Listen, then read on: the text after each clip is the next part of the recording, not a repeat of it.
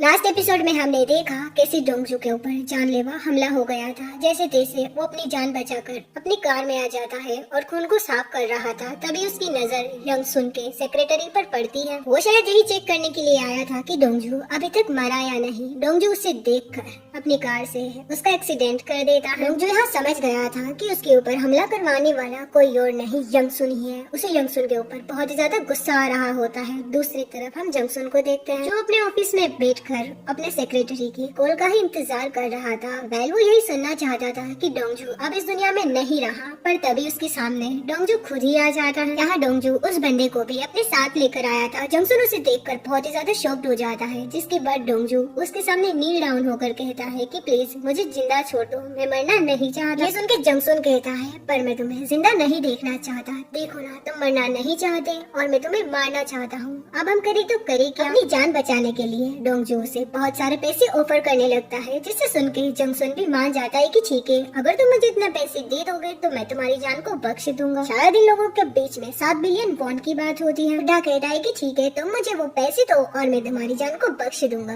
ये सुन के डोंगजू कहता है कि ठीक है, मैं आधे पैसे आपको अभी दे दूंगा और आधे पैसे मैं आपको खुद की सेफ्टी के बाद दूंगा। बुड्ढा उससे अपने खास आदमी के बारे में पूछता है तो डोंगजू उसे बता देता है कि अभी वो मेरे कब्जे में है। जिसके बाद वो उसके सेक्रेटरी को कॉल करके कहता है कि ठीक है, तुम भी यहाँ पर आ जाओ और अपने साथ आइस लेकर आना। थोड़ी देर बाद सेक्रेटरी भी वहाँ आ जाता है, जिसके बाद जंगसुन डोंगजू से कहता है कि ठीक है, तुम सारे के सारे पैसे मुझे अभी भी तो दे सकते हो ना, क्या तुम्हें मुझ पे ट्रस्ट नहीं है। रिप्लाई में डोंगजू कहता है कि हाँ, मुझे आप पर ट्रस्ट नहीं है, आप ऑलमोस्ट मुझे मार ही चुके थे। ये सुन के जंगसुन कहता है कि पर मरे तो नहीं ना। ये सुन के डोंगजू कहता है वो तो मैं बच गया, पैसे तो आपको मेरे यहाँ से जाने के बाद ही मिलेंगे और हाँ, मेरा पीछा करवाने की कोशिश मत करना, वरना वो पैसे आपको कभी भी नहीं मिलेंगे। डोंगजू अभी उन्हें 2 मिलियन वॉन देकर वहाँ से चला जाता है। नेक्स्ट सीन में हम युमनाम और उसकी मदर इन लॉ को देखते हैं। उसकी मदर इन लॉ से टिफिन पकड़ाकर कहती है कि तुम्हें तुम्हारे हस्बैंड के लिए ये लेकर जाना चाहिए। जिसके बाद हमारी युमनाम हिचियोल के लिए खाना लेकर जा रही होती है। तभी उसके सामने डोंगजू आ जाता है। डोंगजू उसे देखकर बहुत ही ज्यादा इमोशनल हो जाता है। वो सीधे युमनाम के पास जाकर उसे किस करने लगता है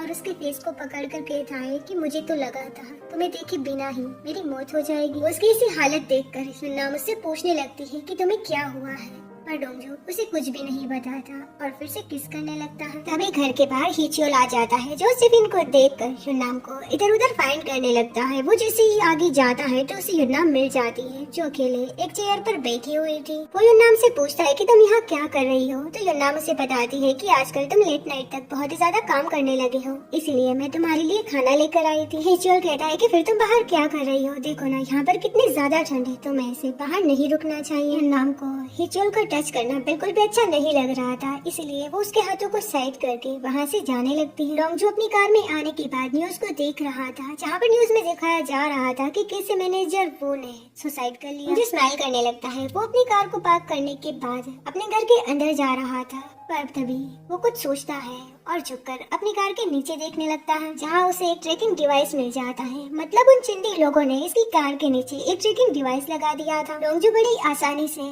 उस डिवाइस को निकाल लेता है और उसे एक जगह पर फिट कर देता है, जिस वजह से उन लोगों को लगता है कि डोंगजू अभी अपने ही घर में है। डोंगजू अपने रूम में आने के बाद अपनी सेक्रेटरी या फिर असिस्टेंट, जिसका नाम ताइग्यम होता है, उसे कॉल करके ये सारी बातें बता रहा था और थोड़ी देर बाद उससे मिलने के लिए भी पहुंच जाता है। यहाँ पर हम डोंगजू को देखते हैं, जो जैसे ही अपने कार में बैठता है तो उन लोगों को कुछ भी पता नहीं चलता, क्योंकि डोंगजू ने ट्रैकिंग डिवाइस को पहले ही निकाल लिया था। बुड्ढे को जैसे ही पता चलता है कि डोंगजू अभी अपने घर पर ही है, तो वो अपने सेक्रेटरी से क्वेश्चन करने लगता है कि तुम्हें क्या लगता है डोंगजू के पास इतने सारे पैसे होंगे या फिर नहीं। जिसके बाद वो लोग डोंगजू की कॉल का इंतजार करने लगते हैं। दूसरी तरफ डोंगजू ताइग्यम से मिलने के लिए पहुंच जाता है, जहाँ पर जाकर हमें पता चलता है कि इसे जब हमारा डोंगजू उस बुड्ढे के अकाउंट में 2 मिलियन वॉन पैसे ट्रांसफर कर रहा था, तभी उसने चालाकी से उसके लैपटॉप में एक फाइल को इंस्टॉल कर लिया और अब हमारा डोंगजू उसके लैपटॉप को कभी भी हैक कर सकता है। वेल उस बुड्ढे को तो इतने पते नहीं होते, पर उसका सेक्रेटरी बहुत ही ज्यादा चालाक होता है। जब डोंगजू पैसों को ट्रांसफर कर रहा था, तब वो सेक्रेटरी बार बार उसे घूर घूर के देख रहा था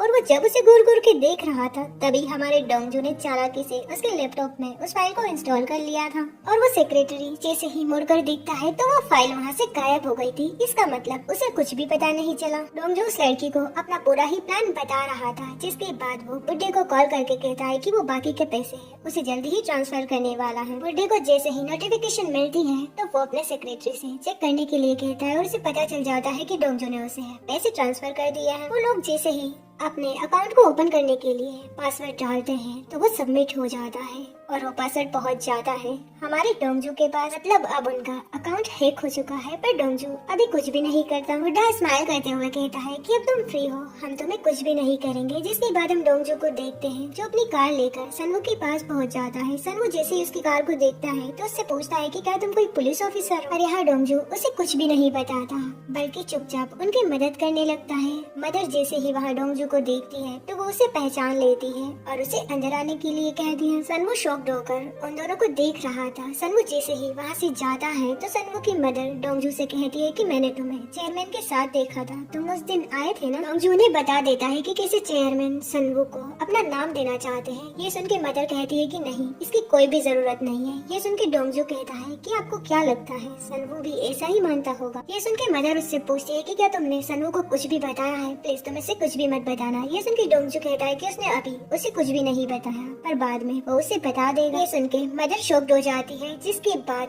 डोंगजू वहाँ से जा रहा था, पर तभी एक बाइक उसका पीछा करने लगती है। वो जैसे ही अपनी कार को रोकता है तो उसे पता चलता है कि ये कोई और नहीं, वही सनवू है। सनवू कहता है कि मैंने पहले भी आपको यहाँ देखा था, आप कौन है? डोंगजू उसे कुछ भी नहीं बताता, बस उसे देखकर स्माइल करने लगता है। इसी के साथ ये सीन यहीं पर कट हो जाता है।